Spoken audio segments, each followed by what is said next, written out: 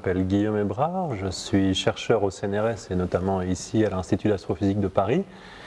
Et mon domaine de recherche principal depuis quelques temps, c'est la recherche et l'étude des planètes extrasolaires.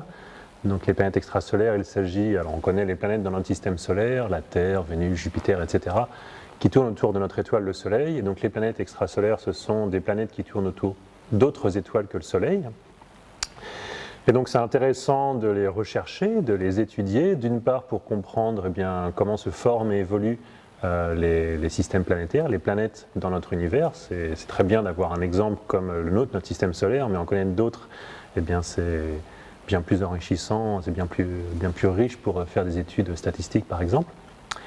Et puis l'autre objectif de la recherche et l'étude des planètes extrasolaires, à plus long terme, on va dire, c'est l'étude de la vie dans l'univers.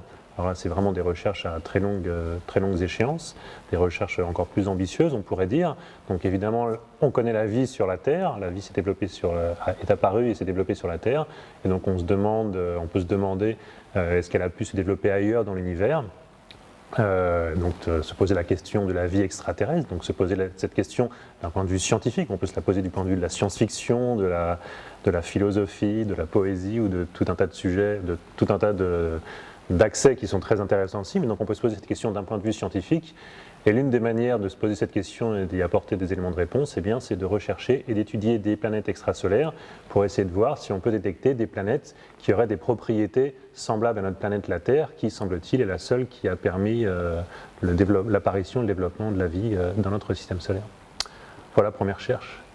Donc, pour conclure au sujet de Out of Atmosphere, je découvre cette opération, je ne suis pas un expert, mais de ce que j'en sais, je trouve que c'est intéressant notamment de diffuser la culture scientifique et technique, j'y suis particulièrement attaché. Je fais notamment des conférences, des formations, des choses comme ça, pour toucher un public au-delà du public de chercheurs spécialisés, notamment dans mon domaine de recherche. Donc si ça peut se faire par ce biais, j'en serais très heureux. Et également pour essayer d'aborder des sujets tels que les planètes extrasolaires ou la vie ailleurs que sur la Terre.